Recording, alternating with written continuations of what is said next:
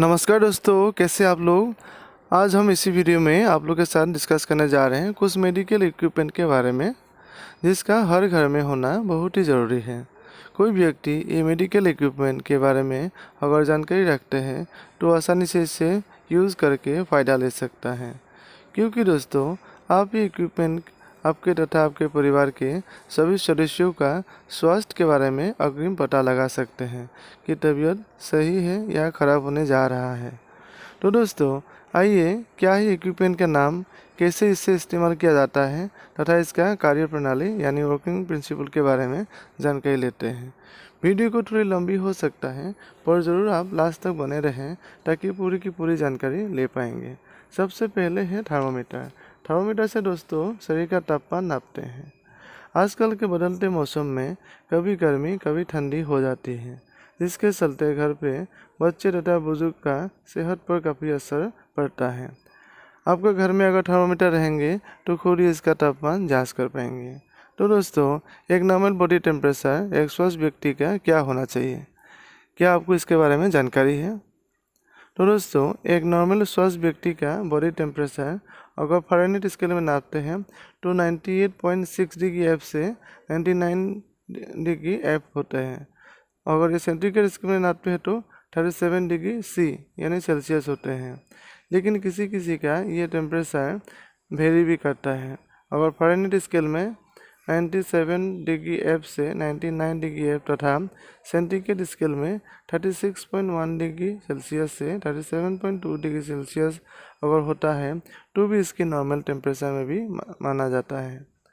लेकिन दोस्तों, ये बॉडी टेम्परेचर विभिन्न कारणों में उसको अलग अलग रीडिंग दिखाती है। जैसे दिन के अलग अलग टाइम में उसको नापना, जैसे सुबह मॉर्निंग का और वही शाम को 4 बजे आफ्टरनून का, उसका दोनों का अलग अलग होती है। उम्र, विभिन्न उम्र आयु वर्ग जैसे बच्चे, युवा तथा बुजुर्ग का अलग अलग होते हैं और मेथड मेजरमेंट करने का मेथड से भी अलग अलग दिखाती है। और दिन भर में एक व्यक्ति कौन सा फिजिकल एक्टिविटी करता है उसका ऊपर भी डिपेंड करता है। खाने पीने का ऊपर भी इसका बॉडी टेम्परेचर को वेरी करता है। तो दोस्तों, फीवर या बुखार कंडीशन में इसका टेम्परेचर क्या होता है? फीवर या मेडिकल कंडीशन में ये body temperature 99 degree 0.6 degree Fahrenheit से 100.3 डिग्री फ़ारेनहाइट के बीच में होता है। और ये कंडीशन में किसी घर का बड़े सदस्यों का टेम्परेचर होता है या बनता है तो ज़रूर डॉक्टर के पास जाके इसका इलाज कराना चाहिए। दूसरी मशीन है पल्स ऑक्सीमीटर। ये पल्स ऑक्सीमीटर कोविड के समय में इसका बहुत ही ज़्यादा इस्तेमाल करता हुआ देखने के लिए मिला है। ये इक्विपमेंट से ऑक्सीजन लेवल के बारे नापते हैं। एक नॉर्मल व्यक्ति का O2 लेवल 95% से 100% के बीच में होता है और O2 के साथ पल्स रेट के साथ इसका SpO2 95% से 100% के बीच में होते हैं, जो कि ये नॉर्मल रेंज में माना जाता है। लेकिन ये range man to man vary करता है और व्यक्ति का क्या हेल्थ कंडीशन रहा तथा उसका किस जगह पर रहते हैं, समतल में रहते हैं या इसको हाई एल्टीट्यूड में, जैसे कोई पहाड़ी क्षेत्रों में रहता है मेडिसिन खाए हुआ अवस्था में, तो इसका अलग अलग इसका रीडिंग दिखाएगा। अगर ये SpO2 लेवल 92% से अगर नीचे जाता है तो ज़रूर नज़दीकी हेल्थ केयर सेंटर में जाके इसको दिखाना चाहिए। और वही SpO2 लेवल 88% के नीचे चला जाता है, ये सबसे खतरा का लेवल माना जाता है, तब तो इमीडिएट मेडिकल सपोर्ट का ज़रूरत पड़ती है। शरीर में O2 लेवल बढ़ाने के लिए कुछ एक्सरसाइज जैसे प्राणायाम, ब्रीथिंग एक्सरसाइज इस पर करते रहना चाहिए। आप सभी को ज्ञात होगा कोविड की स्थिति में लोगों का क्या हालत हुआ था। तीसरा मशीन है BP मशीन। BP यानी ब्लड प्रेशर। BP के बारे में सबको ज्ञात होगा क्योंकि BP सभी लोगों के पास ही होता है। इनका 3 रेंज होता है, लो, नॉर्मल एंड हाई। BP नापने के लिए 2 नंबर पर निकालते हैं। मशीन की सबसे ऊपरी नंबर होता है सिस्टोलिक और नीचे का नंबर होता है डायस्टोलिक। अब दोस्तों, ये सिस्टोलिक या डायस्टोलिक क्या है, आइए जानते हैं। सिस्टोलिक यानी जब हार्ट ब्लड पंप करते हैं उस समय का जो रीडिंग है और वही डायस्टोलिक जब हार्ट रेस्ट पोजीशन में अर्थात ब्लड पंप करने का तुरंत बाद का जो रीडिंग है वो है आपका डायस्टोलिक।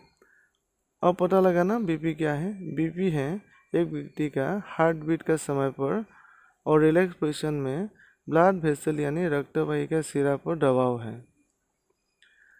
आजकल का डिजिटल बीपी मशीन में सिस्टोलिक डायस्टोलिक के साथ साथ आपको पल्स भी आपको दिखाई देता है, तो ज़रूर आप उसमें चेक कर सकते हैं। बीपी लेवल अलग अलग वर्ग के उम्र के हिसाब से अलग अलग होती है, आप लोग इस चार्ट में ज़रूर देख सकता है। तो दोस्तों आइए कैटेगरी वाइज बीपी के रेंज के बारे में जानकारी लेते हैं। सबसे नॉर्मल रेंज में 120/80 mmAg। mmAg होता है इसका मेजरिंग यूनिट, मिलीमीटर मरकरी। 120 इसमें सिस्टोलिक और 80 है डायस्टोलिक। दूसरी कैटेगरी है हाई नॉर्मल, 120/80 से लेके 140/90 के बीच में होता है। तीसरा है हाई ब्लड प्रेशर स्टेज 130 से 139 जाएगी इसकी सिस्टोलिक और 80 के 90 के बीच में रहेगा इसका डायस्टोलिक। चौथा है हाई ब्लड प्रेशर स्टेज 2, 140/90 और इससे ज़्यादा हो सकते हैं। पांचवा है हाइपर सेंसिटिव क्राइसिस सिचुएशन में 180 जाएगी इसके सिस्टोलिक और 120 जाएगी इसके डायस्टोलिक और इससे ज़्यादा भी हो सकता है। तो दोस्तों चौथा मशीन के बारे में जानकारी लेते हैं। ये है ग्लूकोमीटर या ब्लड ग्लूकोज मीटर। ये मेजरिंग डिवाइस से ब्लड में ग्लूकोज का मात्रा के बारे में संकेत देता है। आजकल लाइफस्टाइल डिजीज जैसे बीपी, शुगर यानी डायबिटिक जैसी नॉर्मल बात हो गया है, इसीलिए ग्लूकोज मीटर भी हर घर में होना ज़रूरी है ताकि खुद का शुगर टेस्ट खुद ही आसानी से घर बैठे कर सकते हैं। दोस्तों ये शुगर टेस्ट दो भागों में किया जाता है।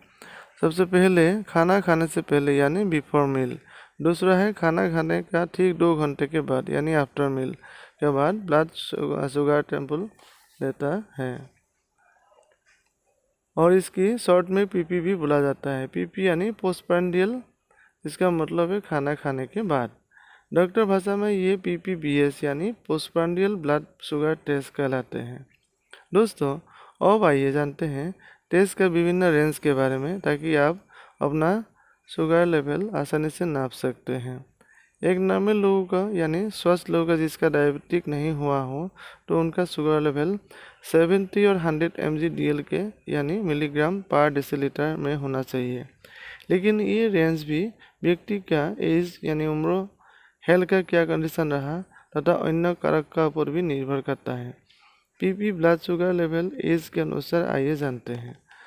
पहला वर्ग 0 से 50 साल के बीच में 140 mg/dl के नीचे दिखना चाहिए। दूसरा वर्ग है 50 से 60 ईयर्स के बीच में, इसका 150 mg/dl के नीचे दिखाना चाहिए। तीसरा है 7 साल या 7 साल से ऊपर, इसका 160 mg/dl के नीचे रेंज दिखना चाहिए। ये तीनों रेंज एक नॉर्मल कंडीशन नॉर्मल व्यक्ति के लिए है। वही पीपी ब्लड शुगर लेवल अगर डायबिटिक कंडीशन में होगा तो क्या रहेगा।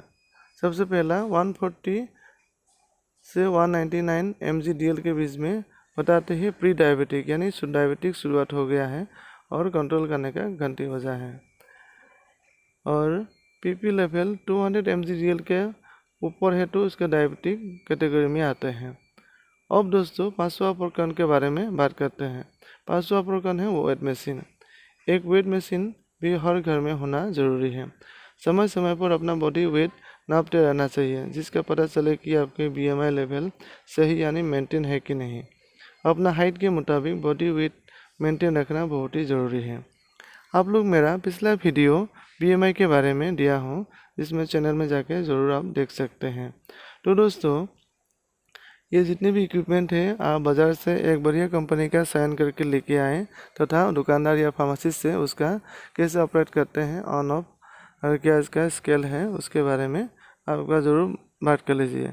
तथा आपका घर के आसपास कोई अगर हेल्थ कर्मी होता है जैसे आशा कर्मी, staff nurse, compounder staff, doctor staff है तो उससे ज़रूर संपर्क करके इस मशीन के बारे में जानकारी ले लें ताकि आपका सही जानकारी लेके आप इसको इस्तेमाल कर पाएंगे।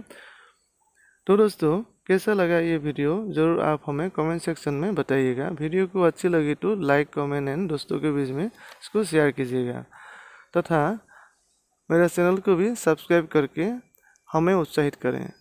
थैंक यू, धन्यवाद।